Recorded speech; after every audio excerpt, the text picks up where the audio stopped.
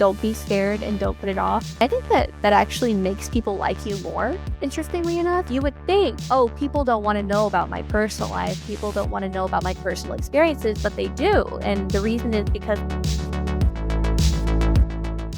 Morgan, welcome to the show. Please introduce yourself. Hi, Ryan. Happy to be here. My name is Morgan Quinlan. I am a graphic designer. I have over 10 years of academic and professional experience in the field, and happy to be on the show today. Excellent. And you're also here to talk about our AI and personal branding course and to give advice to students who might be signing up for that course and unsure what might be happening in that course. So can you give some future students advice who have just looked at the catalog and they're trying to decide if to take it? Correct. So first of all, don't be scared. I know it looks like a lot, but it is definitely a way more forgiving course than I think a lot of people would think it is, especially for an online course. Ryan is a great professor, just to say that. And also, I think that a lot of the modules in the course are very easy to follow. Very easy to read. You're a designer. You're all about the visual, right? Yes. As a designer, you kind of are more of like a structured like artist in a way. A lot of artists are basically more of like an emotional thinker when it comes to the arts. But graphic designers take that artistry and it goes more into like, oh, this is extremely structured. I'm doing the same thing over and over again, but in different ways to convey information. Take us through your design process since you have this love for design that we've seen in your work. My design process starts off with sketching, and I love to make at least over 100 sketches for each project that I'm doing. So that's a lot. Usually, even the sketching process, which is just step one, takes about a day, 2 days, even a week, just for me to find out like what I want to find. It's kind of like digging for gold in a way. Basically, start off with the sketching, especially for logo design, since that's what I'm passionate about. And then from beyond that, I try to find what I'm designing. Sometimes I'll just have something come to me, but for the most part, I am doing like design briefs, which are based off of, say, this company wants me to make like a restaurant logo or something for an electrical company. I will compile different assets from, you're an electrical company, let me grab a lightning bolt and somehow incorporate that into the logo. How am I going to do that? I also need to know what your mission statement is. And a mission statement basically is like what the brand is all about. And from that respect, after knowing what a brand is all about, then it's a lot easier to kind of, okay, so you're a lightning bolt, but you also want to be customer service oriented.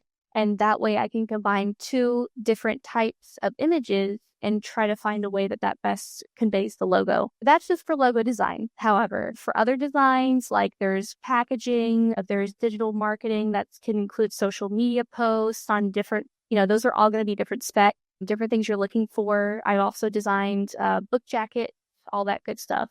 So, what's been your favorite project? Favorite project so far was the Studio Ghibli playing cards that I designed. That took about 3 months of planning. So from drawing board to execution, I illustrated all of the images, compiled all of the different types of the photos that I wanted to use, and then I illustrated them. Some of those I did do photo manipulation in Photoshop, and then I illustrated over them. And then the color palette, that was all strategically designed in order for it to be the best way that it could be presented, because it's something that I love so dearly. I wanted to make sure that I really presented that in a good way. I'm a huge Studio Ghibli fan, so it was really fun hearing about that project. Yes, I am as well. Howl's Moving Castle is probably my absolute favorite movie of all time. And that's overall. So brilliant film, yeah. And Ghibli has just amazing work, so it's hard to pick one. So bravo for picking one. I love Spirited Away. That was my introduction to Ghibli, like so many people. Yes, Spirited Away as well. It probably has to be a close second for me. And the illustration, it just really inspires me. That's probably one of my muses as well. The color palettes, the characters, the way they're designed, it's just fabulous. So it sounds like when you came to this course, you already had a really good idea of who you wanted to serve, what you love doing, and what you could do to profit from serving others. Is that true, or did you struggle with that ikigai at the beginning? The ikigai at the beginning was a little bit difficult for me in the sense that I needed to find who exactly my target audience was, just because I feel like before it was so broad. I really needed to find out what kind of age bracket I was looking for, what kind of people I was looking for. Are they out of college? Are they people that are, professionals? So that was something that I did struggle with just a tiny bit. But I think for the most part, I do kind of have my own business model that I've already kind of constructed before coming into this course. So it made it a lot easier. It's good to hear that even those who have their own business model still struggle, because there's a lot of people who come into the course and they're like, wait a second, I have to serve someone. Wait a second. I have to find something that aligns with both the market needs and my passion. And that can be an intimidating thing.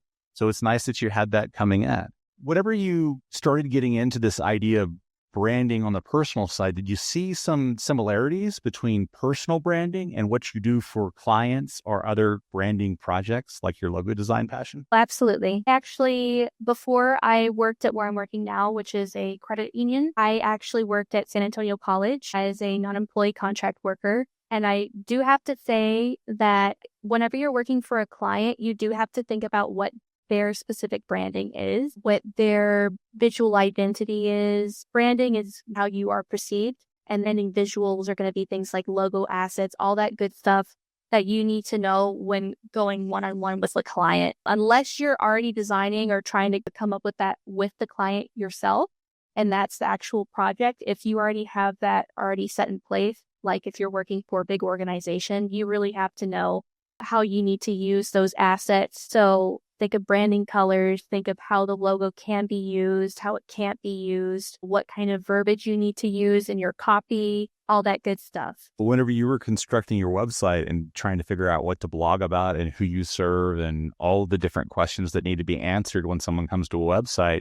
did you have some experience before in website design? I haven't designed I have designed a portfolio website before with Adobe. So I was kind of familiar with that platform. As for an actual website, like designing it from the ground up, I have not done that before. I have used Adobe XD to do like web framing and stuff like that, but I haven't actually constructed a website from the ground up or anything. So the questions and the design in portfolio is fairly straightforward because you're not being asked to code a website. What Right. you see is what you get editor, right? Right, exactly. It's like the architect versus the designer. Had you ever had experience podcasting before? I've only been on podcasts one other time. So when you were trying to put together your own podcast concept, was that a struggle or was that fairly easy and straightforward? Were you excited to have the blog experience more than the podcast experience, or vice versa? I think that I was a lot more excited for the podcast,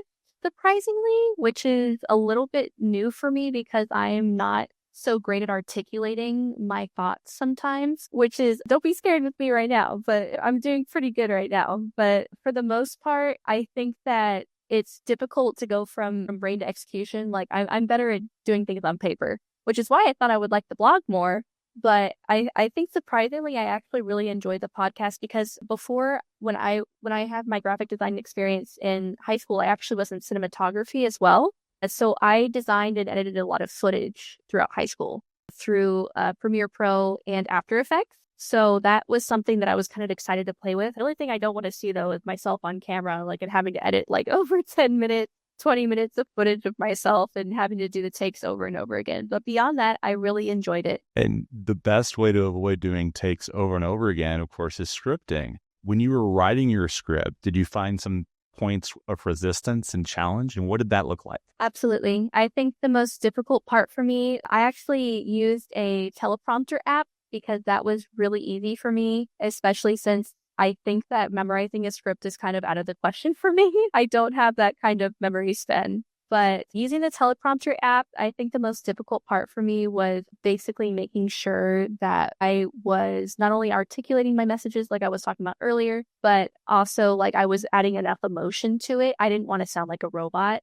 And I think that was part of the problem. I sounded like I was reading something rather than having a conversation like we are now. Everyone, and I mean everyone, struggles with that. That's a universal struggle. How do you read in a way that it sounds like a conversation? How do you read in a way that it sounds more natural and less robotic? But it's great that you recognize that, had awareness of that as you were reading with more of a conversational tone. And I think that a lot of what helps with that is just adding more emphasis on certain words, and reading over the script before I actually started recording helped a lot as well. That is great advice for anyone who's about to record something on camera or even with the camera off, because we can hear that in podcasting without video. We can hear that kind of passion. And that's something that I think people will appreciate.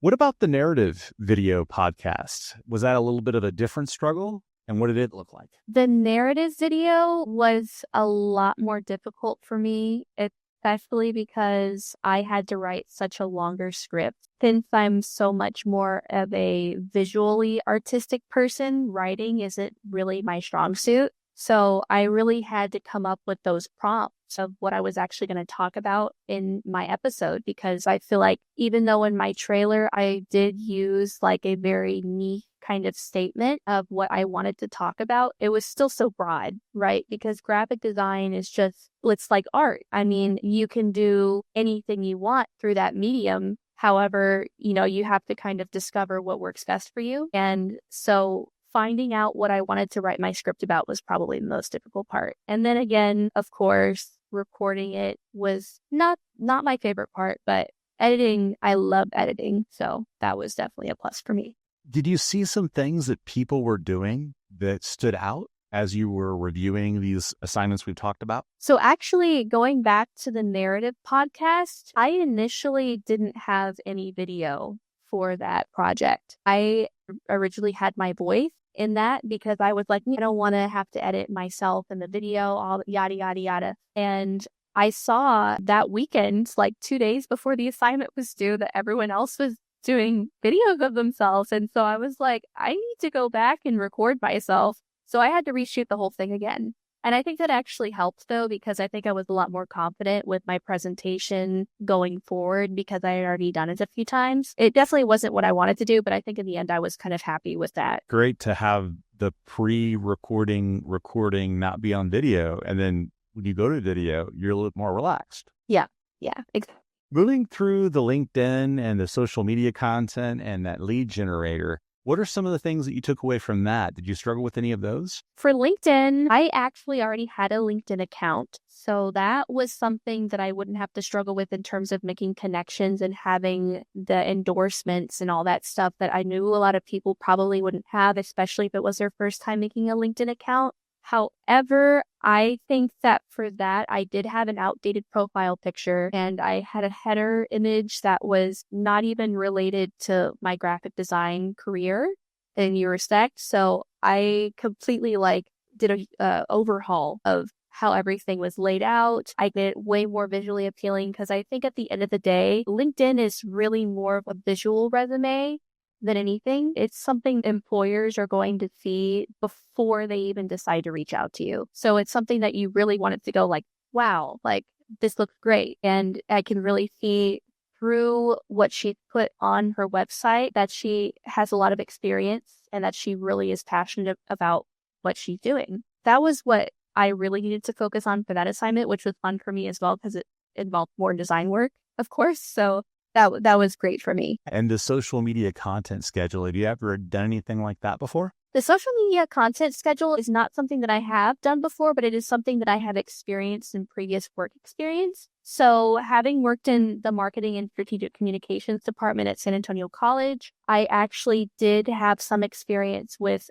social media management and also like the schedules and calendars that they would have to make every month of when, this certain graphic is going out or this holiday post, or we need to make this video that's going to go on Instagram and Facebook. We also had TVs all around campus that had to be updated throughout the week with news and all sorts of whatever the holiday posts were on Instagram and Facebook, they would also be on those screens as well. So that was something that we really had to pay attention to. Through that social media content schedule, I was able to see what I needed to do for that week, and that kind of helped everyone stay on track of everything. And I I wasn't the one who made it, but I mean, I have seen them before and I did have a little bit of experience with that. You have advice for people who might be struggling with their social media content calendar since you came to the course with such rich experience? Your research on what your target audience is looking for. Working at a college, a lot of people were mainly looking for holiday posts, cultural posts, things to do with the student community, the student base. And I think that a lot of people, depending on who their target audience is, it will really impact what they need to put on that social media calendar. So, for example, going back to what I was talking about earlier, say, for example, you're an electrician for whatever, in that respect on your social media calendar, maybe you want to include tips and tricks, things that you want to include so that you don't have to pay as much on your power every month or things like that. You kind of just have to cater it towards your audience more than anything else. That's what I would say as a recommendation. And this is where your audience persona becomes extra valuable and the research you've done becomes extra valuable because that research, when you were interviewing people and you were doing those surveys, helped set you up for success throughout the course, throughout these different projects. Did you find yourself referencing your persona as you crafted your social media strategy? So I did reference my persona in a few different ways, but I think that mainly I kind of relied more so on my experience just based off of what I know my audience likes, because I have experimented with different types of social media platforms before. I have experience with different types of audiences and stuff like that.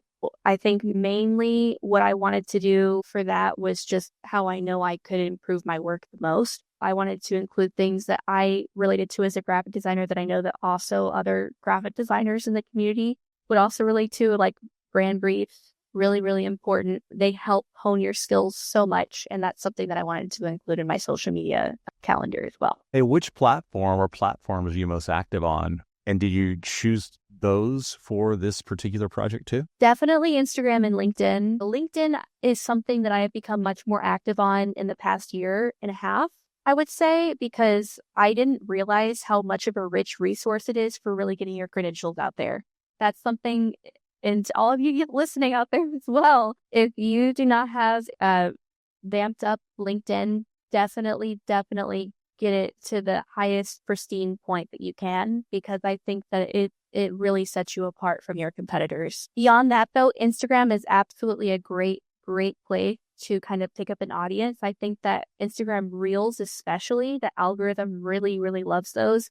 That's something I'm still trying to get into because it is kind of difficult to put out video content multiple times a week, which is really what you need to get picked up by the algorithm. But it's something that I hope to do in the future. And were there differences in the strategic approaches when comparing LinkedIn and Instagram? I'd imagine those are two very different kinds of expectations when you log on to the platform. So did you approach those differently? Absolutely. I think that LinkedIn is definitely a much more professional space. I think Instagram allows you to be more of like a fun and bubbly version of yourself. LinkedIn is definitely going to be where you want to put on your straight face and make sure you have on your suit and tie, all that good stuff.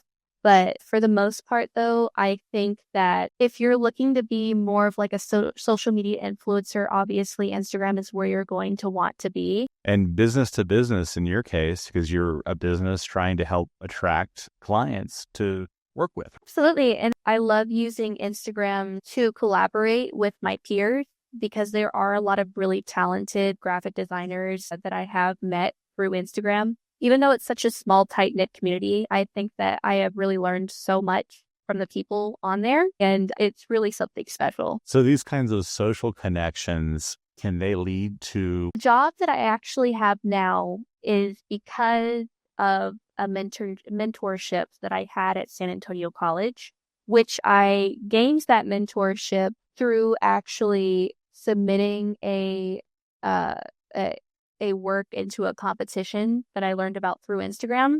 That's kind of like a long string of how they're connected, but I think definitely you can get work through Instagram. I have reached out to people beyond that, though, that have been asking for freelance jobs, stuff like that, and I either have redirected them or, I've gotten into contact with them and it's gone further from there. I think it's just a really great way to get your portfolio out there as well. I know that Instagram isn't traditionally a portfolio website, but it most definitely can be. And I think that's what a lot of people are using it for. So social media can serve us well as long as we keep that dopamine in check when we're scrolling our feed. Absolutely. And I mean, I think that there's a time and place for dopamine dumping anyways. I don't think that we need to rely on it so much because there is such a thing, as overconsumption of dopamine, as we have learned in more recent years, that can actually make you more depressed if you consume too much and get too much dopamine. So that's always something to keep in check as well. But beyond that, I think when used in moderation and if used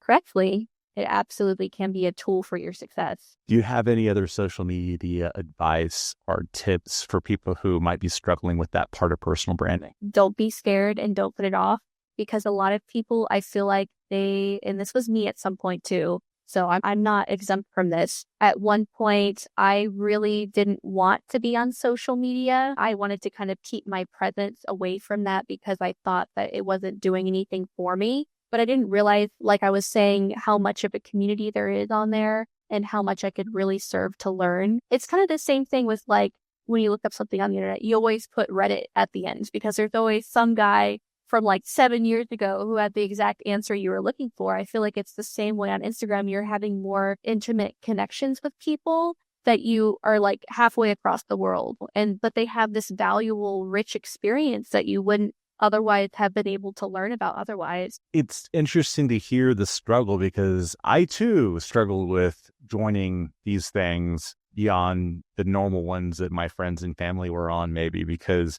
I didn't see it as a business opportunity. Moving to the lead generator. Did you struggle with the lead generator exercise? And can you tell us a little bit about what that looked like? I did struggle. I think that I kind of got the hang of it. The thing that helped me the most was definitely looking at other examples. I think that's something that I've kind of expressed throughout the course is that I'm a very visual person, so examples help me a lot. So I think that taking from that, looking at student work, looking at work online and seeing how professionals do it, it really, really helped with my process. Tell us about your lead magnet and what kind of value it offers to your target audience. So my lead magnet that I'm doing is a booklet, a guide that is for like the ultimate way to elevate your brand. And in this sense, I go through 5 different steps that will help you as a novice graphic designer or as a beginner graphic designer. So I'm really, my target audience in this respect is going to be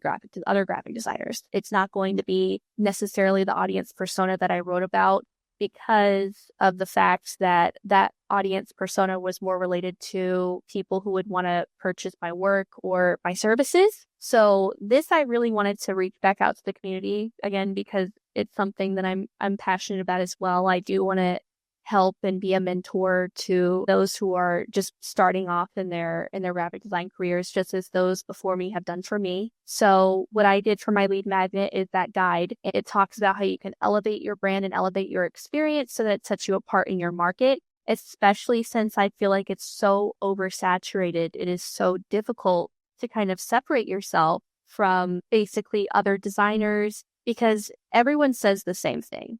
Everyone says, I'll make you stand out. I'll make you unique. I'll make your brand really special. And I'm just like, okay, well, how do you do that? So many people attribute their skills to be the top of where they can be, where in reality, it's going to be like what they can offer in their niche market. I think a lot of people struggle with finding a lead magnet because you're trying to provide value.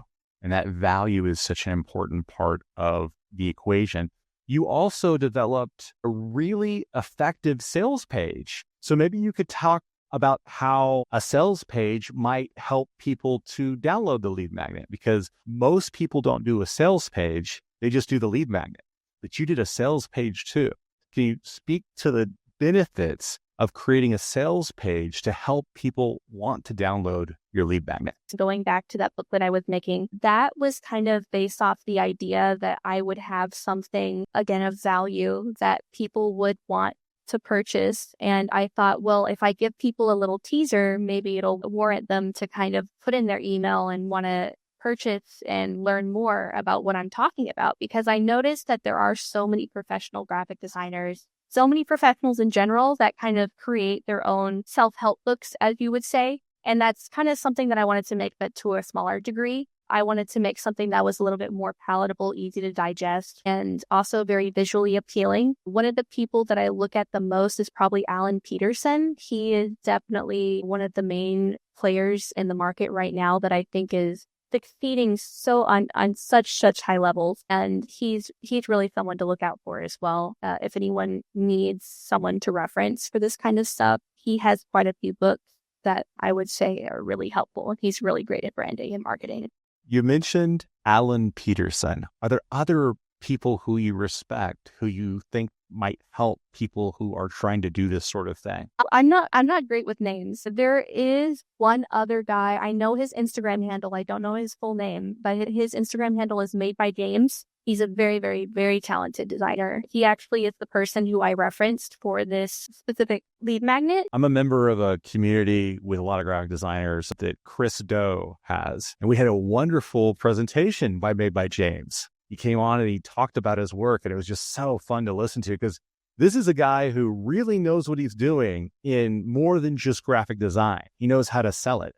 And that's something that especially designers might struggle with because you're not going to business school, you're in the communication department. And while we do teach business skills, the communication is a business skill. There are all sorts of other things to know about to help sell your work. Can you give people some advice on how to sell their work and sell their personal brand? That's really important. If you look at Made by James's profile, you'll see all of his stuff has a color palette. All of it has very, very distinct visual branding so that when you look at it, you know instantly that's his. Even the way that he uses his words, his verbiage, and all of his copy and text, you can tell that it has a personality and it has a voice that's really his. And I think that that's really important to have a powerful impact on people. And that's kind of just one aspect of it. Another aspect I would probably say, going back to like niche markets and stuff, really making sure that you're bringing in the same kind of group of people. For instance, for me, I'm kind of an anime nerd. So doing something like the Studio Ghibli cards was really successful for me because it really brought out something I was passionate about and also something that was niche and not very common. So that's just one thing I would say. Getting those big name brand clients, though, is going to be something that usually happens down the line, unless you're just really lucky. But for the most part, that's something that will come later on. And that comes from building repertoire and building your reputation. When you were leveraging AI in this course, because it is AI and personal branding, what were some of the things that you found more useful, least useful, or maybe that you struggled with around AI? Well, I did notice that AI, especially ChatGPT, is very redundant. It uses a lot of the same words and a lot of the same ways. So it's definitely very obvious in some respects. You can definitely tell sometimes. And obviously, that's why we edit it so heavily whenever we actually input the data and actually submit it and stuff. We don't just put a prompt in, get the response, and copy and paste it. I don't do that, but I really do enjoy the fact, though, that it takes so many different sources that it would probably take me hours to actually source that information and compiles it and gives it to me. In a way that can also be dangerous, though, if you think about it, because in some respects, it also could be pulling from places that aren't reputable. So it is important to always fact check what you're getting, information you're getting, especially if you're pulling statistics. However, for the writing aspect, though, it was really successful for me because writing, again, is something that is not my strong suit. So that really helped a lot, especially because that something that would usually take me hours can instead take me 30 minutes to an hour and a half. And having feedback on your copy, that must have been really nice. And some of it you keep, some of it you don't. How did you decide? I sometimes use ChatGPT at work as well for coming up with taglines. And so deciding on what I want to keep really comes into play with how clever it is. And I love wordplay. So that's something that I really like to put into the prompt. I'll be like, make sure to tie it in with Christmas or tie it in with Thanksgiving and make sure that it's clever and has a play on words. And something like that is really going to be more visually appealing, I think, to clientele. Especially because they'll look at it and they'll be like, hey, that's clever. I want to look and read what this is about. And I think that that's something a lot of people tend to overlook because they just want to they kind of get information overload and they kind of want to sound so sophisticated that they lose the sense of like, people want to see something interesting. They want to see something unique. So that's something that I always try to incorporate in any of my copy. Structure. That's what is lacking a lot of times is a clear, easy to follow structure. And in some cases, AI can help with that. In other cases, maybe it's a little bit too complex, the advice that it's giving. Absolutely. And I think a lot of people, especially when they're talking, have a tendency to ramble a little bit. And I think that that's something that it helps with a lot as well. It can kind of consolidate and make it all nice and clean and take out all those extra words that you don't really need, which is really nice. And the use of the image generating tools. I'm going to ask a graphic designer about DALL-E, about Midjourney, about these tools that are blowing our minds, like OpenAI's Sora with the video generation. Hey, Jen, what is your take on these sorts of tools? And were you able to leverage any of those? Why or why not? I do think to some extent image generation is going to be inevitable in the future. However, I don't think it will ever fully replace artists and graphic designers because art is intentional, and that's something that AI inherently cannot be intentional because you're putting in prompts that make it generate what it's giving you. I think that in terms of references, it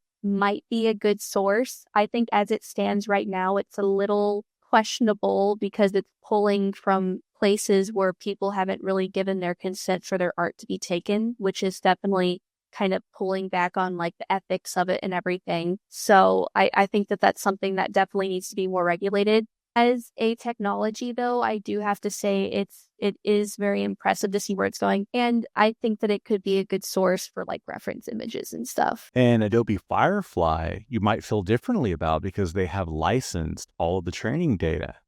It, for the most part, looks really good, I think. From what I've seen, I have seen a few creators using it. I will obviously still say that I prefer the human touch, like going in, seeing that someone took the time to do those specific types of effects. But I think, again, for using it as kind of a reference, like how would this look? Would it look good?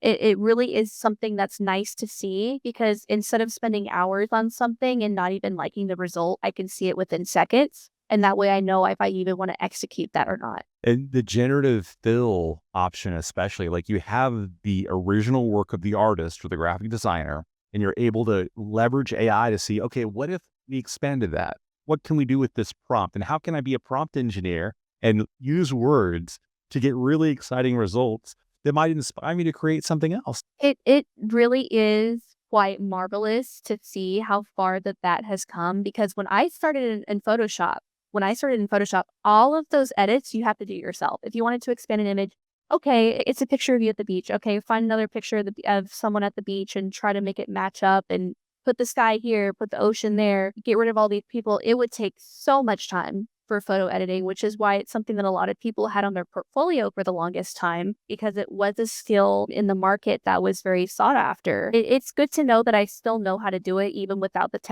technology kind of taking that over for me, and I think that that's still really important. And in the same way, you can think about it the same way as using a calculator. Before calculators came along, people were probably like, "Well, I know how to do all of it in my head. Why would I need a calculator to do it for me?" And now calculators are allowed on the SAT and stuff like that. So it's obvious that technology has come a long way, and I think in the same way this will too. And I still think it's important for people to know how to do those skills essentially, just because you need to know kind of like how the program works, and that's definitely a part of it, is photo manipulation. It saved me a lot of time, and definitely. And if you put in the prompt correctly, especially since that's part of it as well, is making sure you know what you're actually inputting into the generative AI. I think that the results can vary based on that. I have been extremely grateful for it because it saved me many, many, many hours of work. You mentioned earlier that you have a passion for logo design. What kind of advice do you give people who come to you with logos and say, what do you think of this, Morgan? What are some basic essentials that you like to share with people? Graphic design is very structured as opposed to art, which is going to be more of like an emotional thing. It's going to be more of like a gut feeling. Graphic design has principles and art has principles too, obviously, but it's more fluid. And graphic design is very much like this looks good and this is visually appealing and this will get the point across and what will do all of those things in the shortest amount of time. When I'm looking at a design, the things I'm looking for is purpose. Is it a purposeful design? Also intention. So purpose and intention kind of go hand in hand, obviously, because they're synonymous with each other. Intention differs from it just a little bit because intention is what kind of elements are you putting into this that bring out like the mission statement of this brand that you're trying to convey. Another thing is going to be color palette. A lot of people wouldn't think of this and they kind of just want to put fun, pretty colors on everything. But in reality, colors tell their own story as well. Blue is going to be more calming, something that you might associate with tech. Green is something some people might associate with like science and nature brands. Red is going to be something people might associate with food or high fashion. Those are some things you have to keep in mind when making a logo, especially. A lot of people want to put slap a pretty font on there. Again, that also has to be intentional. It has to be purposeful. So when I'm looking at a logo, those are the things I'm looking for. I also want to see what kind of iconography they're including. So what are you drawing from? If you're putting like a heart and a dog and you're trying to like mesh them together into a logo, how are you going to successfully do that? What do those shapes have in common? I mean, they're both organic images. How are you going to represent that so that it best conveys the brand in the shortest amount of time? An example of this would probably be, I would say, either the FedEx logo or maybe Amazon. So Amazon and FedEx are both going to be typographic logos. So they're both mainly related in text. So they don't really have a lot of iconography, but they both include an arrow, but they're both used in different ways. For Amazon, it's from A to Z. The arrow is pointing from the A to the Z, and then FedEx, the arrow is in between the X and the X and the E, I believe. Yeah. So those are some things that you kind of have to keep in mind when creating a logo. It's like, why am I doing this? How am I doing this? And how is it going to get the most information across? And how can those skills translate to a personal brand? If you know how to logo design, you can create your entire brand suite. I mean, really, if you think logo design is a lot more difficult than people would really think it is. And I feel like it's kind of like the end game for most graphic designers because it kind of takes all of the graphic design principles and puts them into one tiny little logo. And it's something that takes years of experience. It's something that I didn't start doing until about 4 years ago, and I've been doing this for 10 years in total. It's a skill that will serve you throughout your entire life. I think it's not something that's going away anytime soon. I've created multiple logos for myself, and I think for a personal brand, it's really important to know why, again, you're doing things intentionally, you're doing things purposefully, and you're doing things for your target audience because you want it to be the most successful for them and for yourself as well. Logo design, I think, is one of those things could really add to a student personal brand portfolio. Are there other things that you wish that we had time to cover? What else should be in the course that isn't in the course, in your graphic designer opinion? That's a really great question. Adding like that sales pitch that we were talking about earlier, I think that that's something that could actually work really well, and not necessarily having to do like a whole branding suite, but maybe doing something like mock-ups for a specific product or adding things onto there and having a little bit of that Photoshop experience. I think that that's something that really can give people a great idea of a real life example of how what they're creating could look like in the future. I know public relations specialists who get excited about the media kit may not give as much attention to those design elements and those branding elements and that color psychology part of personal branding. Are there any other pieces that you think that people who aren't graphic designers really should pay close attention to for their own personal brand? One of the things that I see the most in people who have brands that are not very successful is typically lack of clarity and a lack of direction. You're going to start this business, but do you know why? Do you know what sets you apart from your competitors? And that's coming from a graphic design experience perspective, because I have to stand apart from my competitors because there are so many graphic designers, and I know because I see them all over Instagram, and that's just on Instagram. If you're going to be starting any sort of business and any sort of brand, you really want to know and push your unique like position is in the market. You don't want to be just a plain Jane, everyone's the same kind of way. Unique selling position is key, and you think that should really be focused on when they're narrowing down their niche and are identifying their persona at the beginning of the course. Regardless if you have a good logo, regardless if you have good branding, people are going to come back to you because they have trust in you and reliance in your brand. And if they get a good experience from that and then they see like, oh, this person really means business, they actually are doing what they say they're going to do and they actually act on what they're going to say. It's really important that you get that across to your audience so that you're attracting the right people. If you want to specialize in customer relations and you do a really, really great job at that, people are going to keep coming back to you for that exact reason, or you give really great haircuts or something. And you want to find out how that makes you stand apart because everyone's going to want to give great haircuts. Everyone's going to want to give great customer service. Really think about specifically those pain points so that you know how you are going to be different from your competitors. That uniqueness insight also leads to that idea of being relatable, right? Like the relatability online is so important. For the most part, and being relatable is kind of just being transparent with people. I think that a lot of people tend to kind of hold back when they want to talk about themselves or give any sort of like insight about their experience because they're afraid of letting too much out or letting people see too much of a personal side of them.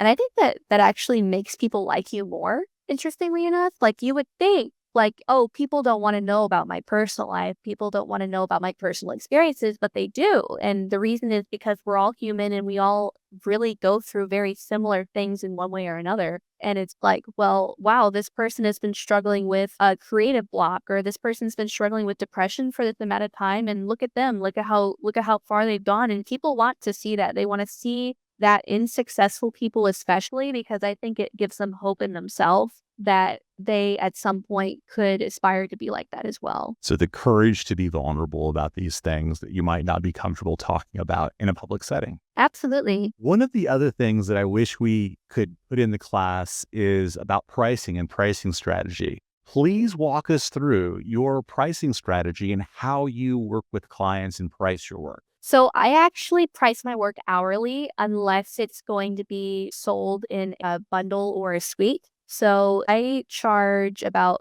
$35 an hour. I try to work with my clients as much as I can, especially since like in, greater San Antonio, I try to help people as much as I can, but I also don't want to undersell myself since I know that that's something that a lot of artistic and creative people struggle with, and people in general struggle, I think, with underselling themselves. I think that most people tend to accept a pay grade lower than what they actually deserve, which is actually true. I'm pretty sure it's been backed by a few studies as well. So I definitely have been trying to work on backing my price range with experience. So if people ever have any questions about why I charge what I do, I can say, well, you can look at all these examples. You can see all of the client work. You can see all of basically all of my experience, and you'll understand that I have the experience to back what I'm charging. If I charge, say, $8,000 for a logo, well, you'll be like, well, it only takes a week. Why are you charging that much? Obviously, as you get more experience in any field, you're going to do it a lot quicker, a lot faster. And in turn, your pay grade's going to kind of reflect that. We talked about mentors and sources of inspiration. We talked about Made by James. We talked about Christo. And Christo specifically, one of the things that attracted me to his messaging was this idea of value-based pricing, which is what you were just describing. That idea of it's not hourly, it's package-based. Can you walk us through some kinds of price points that are value-based price points instead of hourly? I will go from a beginning package, which is going to include like the bare essentials. Say I'm doing like a logo package with someone, since that's something I'm passionate about. The smallest one will probably be, say, like $500 to $1,000. And that's going to include up to 4 revisions, however many revisions. And it's also going to include however many designs you're doing, color palette, and a branding sheet. And on the branding sheet, that's going to include any typography that I use, the color palette, which is going to include like the RGB CMYK and the Pantone if they plan on using that as well, just for printing purposes. And then also, if I go up to the next 2 levels, because I typically do 3 in each one of the packages, I think that's just the easiest way to do it, is to have a easy kind of like 1, 2, 3, beginner, medium, or intermediate, and then the most luxurious option. And going on to the second version, I typically do about twice as much revision, twice as much of the logo design, and then twice as much as color palette options. And then for the final version, I typically do unlimited revisions. And then I also do, again, add on another 4 of the logo. So yeah, it's a lot to say the least, but it really gives people the want to buy it, especially on the higher end of the scale, especially if they're going to be like a higher budget client, because they want to have those extra revisions and they want to have more samples of your work. What's the most revisions you've had with a client? Most recently, I actually did a design project with one of my close friends who is actually designing a clothing brand. And I think I did about 20 revisions with her. So yeah, that was a lot. But I also do special pricing for friends and family. I still charge them, but I do a bit of a more something that's easier on the budget for them typically. Scope of work is dangerous, friends and family. I Sometimes you got to charge them more, not less, because they're going to be way more demanding than somebody who knows what they want, right? I know, and again, I don't want people listening to this thinking like, "Oh, well, I have to do that too then because, someone who has this much experience, they're charging this much for friends and family and doing unlimited revisions for friends and family." I'm just like, "No, no, it's just me." A lot of people think it's about the lavish portfolio, but a lot of business people think it's just about solving the problem. Who can solve my problem the best way? And who can give me the best service, the best design, the best solutions to my business problems? And usually my client perceptions problems, right? It definitely is related to your body of work and your experience and the fact that you will have a degree soon, but it's also highly dependent on finding the right client. Tell us how you find the right client. It's a really difficult one, especially since most of the time you have people come to you, and if you don't have a lot of people to choose from, then you're kind of stuck with like, okay, either I decide to go with this person or I don't get to eat this month kind of thing. So it's kind of like choosing between impossible and in a hard place, impossible decision basically. So in that sense, especially when you're starting out, I really have to say that it's important that you have other sources of income because while you are building up your portfolio and while you're building up your business model, you want to make sure that you have something coming in so that you're not having to accept client work that really is not suitable for you. And that's really difficult for a lot of people because a lot of the time those side jobs and stuff, like they aren't the building blocks of what make you a designer. Like right now, my side job is being a waitress, and it's not something that I want to do for the rest of my life. But at the end of the day, I am grateful for it because I think that it is part of the building blocks of like getting me to where I need to be. And for right now, I know I'm taken care of, but I also know that I'm not having to accept jobs that are below my pay grade. And there are a lot of clients who are extremely demanding. Like I remember I had one client a few months ago who would text me like, "Hey, can we talk about a design?" and then ghost me for 2 months. And then text me again, "Hey, can we talk about a design?" Ghost me for another 2 months. And I'd be like, "Okay, you're wasting my time." And you basically, from what I have heard from people in the industry and what I've know for myself, is don't settle for people who will waste your time. Go for people who will definitely propel your experience forward and kind of help get your name out there. Even if it's going to the local brands in San Antonio, handing out your business cards. I think that's a really great way to get clients. So lead generation strategies include going and handing out your business card with that beautiful logo that you have on it. What are other ways you generate leads? A few ways that I have done this before is actually pre-designing something. So if I see a logo that I don't like or I see some branding or marketing that could use some tweaking, I actually a lot of the time just go ahead and redesign something and then I will send that proposition to this potential client. And typically you can put like a watermark on it or something, but kind of just to showcase your skills and be like, "Hey, your logo looks like this right now, but it could look like this." And so that's something that I have done before. It doesn't work all the time, I will say, but it definitely does get a lot of reactions. And I think that it also helps you grow your skills because while you're doing this work and while I have the side job and I'm also kind of growing my portfolio and even if they don't accept it, I could still use it as previous work. Another lead generation strategy that I use basically is at my waitressing job, which I also have part-time. I actually like to show a lot of my clients and the people that come in my work.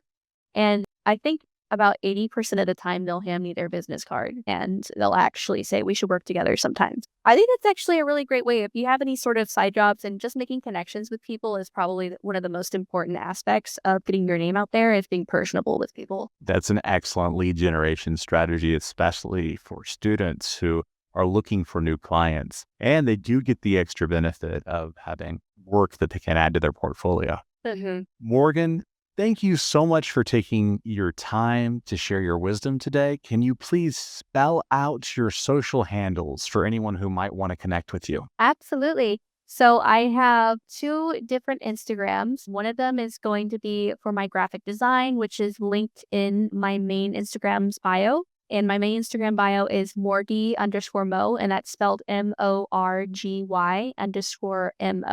And your LinkedIn profile. My LinkedIn profile is my name, Morgan Quinlan. You'll be able to find me on there. My last name is spelled Quinlan.